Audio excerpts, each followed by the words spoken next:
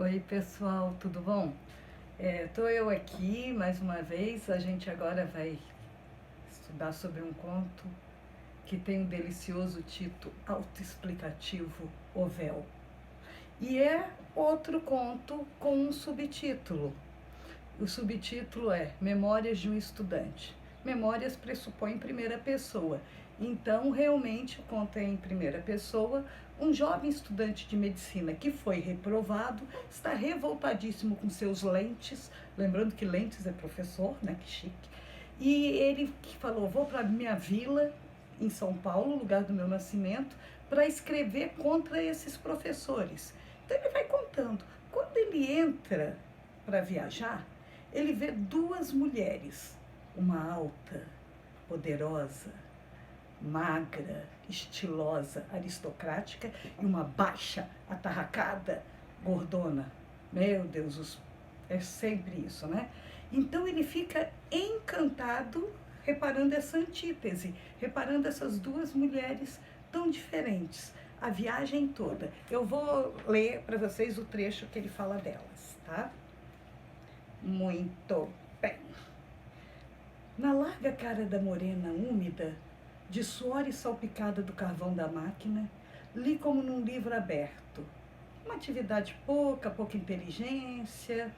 Na cara da companheira, a outra, é que não pude ler nada, porque ela estava encoberta por um véu, escondendo totalmente as feições. Era clara, loira. Não podia eu saber, devia ser loura, que é o tipo requintadamente aristocrático. Te contar, hein? Aquela singularidade mesmo de um véu tão espesso, coisa perfeitamente explicável numa viagem em trem de ferro em tempo de seca e pó. Aí não riam, olha a conversa com o leitor. Que diabo há de fazer um rapaz de 19 anos durante um dia inteiro de viagem quando o acaso lhe atira para diante dos olhos uma estampa tão sedutora? Ele se apaixonou no mesmo momento. Mas ela estava encoberta por um véu, mas ele não parava de olhar.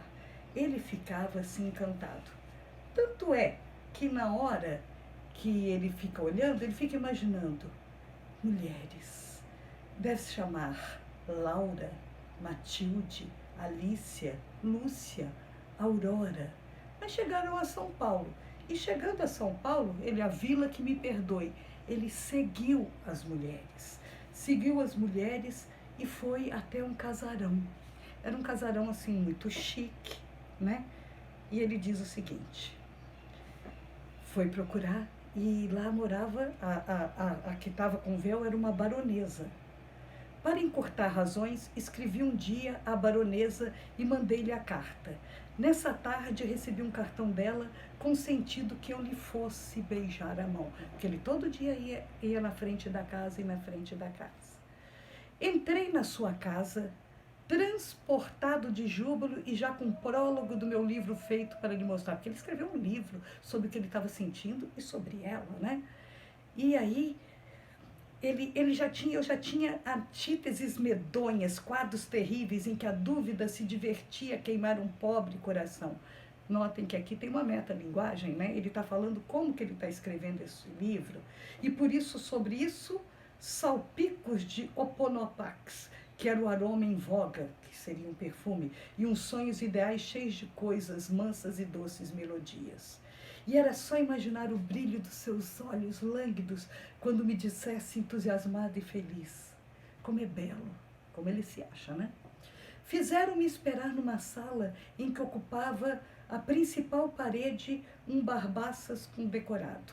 Estava ali uns bons 10 minutos quando um criado veio dizer-me que a senhora baronesa rogava-me o obséquio de ir ter com ela em outra sala. Fui. Gente, o cara tá apaixonado por um véu. Uma mulher alta, loura, aristocrática, linda. Aquela que era toda atarracada realmente era a empregada dela, né?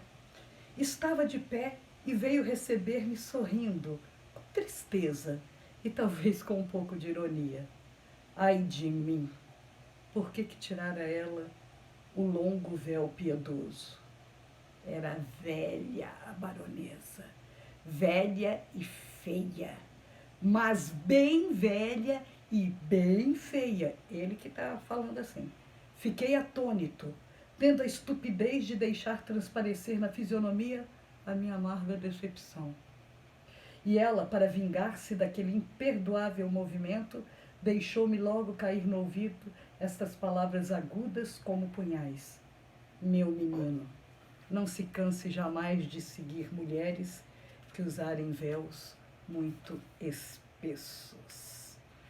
Pois é, o que a gente pode analisar aqui é uma questão de aparência. A gente nota a questão do tipo físico parecer rico ou pobre.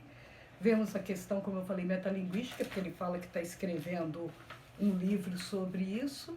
São as paixões, são os amores, são as coisas que acontecem. E fique bem claro aqui a questão do véu.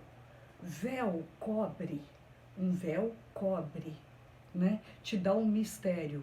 E quando você tira o véu, você revela, um desvelo, você vê a realidade. Fiquem com isso. Um beijo.